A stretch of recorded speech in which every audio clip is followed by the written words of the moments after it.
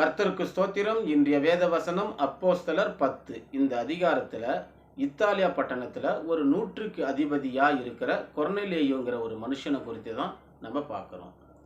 அதாவது வசனம் 2ல் சொல்லுது, தேவ பக்தியுள்ளவனும் தன் வீட்டார் அனைவரோடும் கூட தேவனுக்கு பயந்து ஜனங்களுக்கு தர்மங்களை செய்து எப்போதும் ஜெபம் பண்ணி கொண்டிருந்தார்கள்.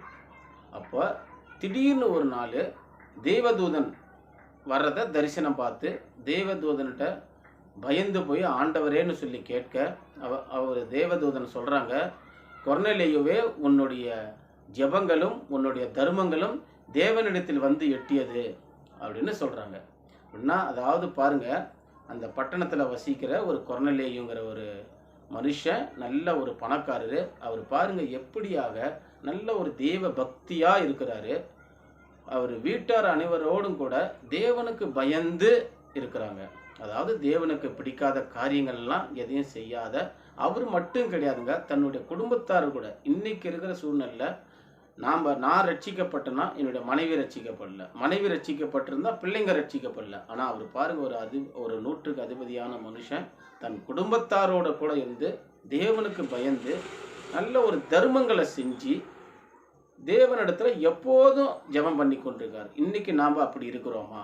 நல்ல ஒரு தேவ பக்தி உள்ளவங்களா இருக்கிறோமா? நம்ம குடும்பம் தேவனுக்கு பயந்து வாழ்கிற ஒரு வாழ்க்கை வாழ்கிறதா அப்படிங்கிறத பார்க்கணும். நல்ல தர்மங்களை செய்கிறோமா? இல்லாதவங்களுக்கு உதவி செய்கிறோமா?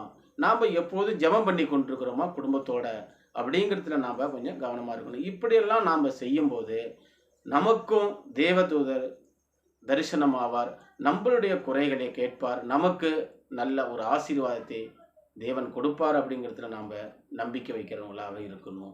அந்த கொர்நேலியு மனுஷனை போல நல்ல ஒரு பக்தி விருத்தியாக, நல்ல தேவனுக்கு பயப்படுகிற வாழ்க்கையாக, நல்ல தான தர்மங்களை செஞ்சு நல்ல ஜெபம் பண்ணக்கூடியவங்களாக நம்ம ஒவ்வொருவங்களும் இருக்கணும். தொடர்ந்து இந்த அதிகாரத்தை படிப்போம். இந்த அதிகாரத்தில் இன்னும் அநேக வார்த்தைகள் எழுதப்பட்டிருக்கிறது. இதை வாசிக்கவும். தொடர்ந்து கர்த்தர் நம் அனைவரையும் ஒவ்வொருவரையும் ஆசீர்வதிப்பாராக. ஆமேன்.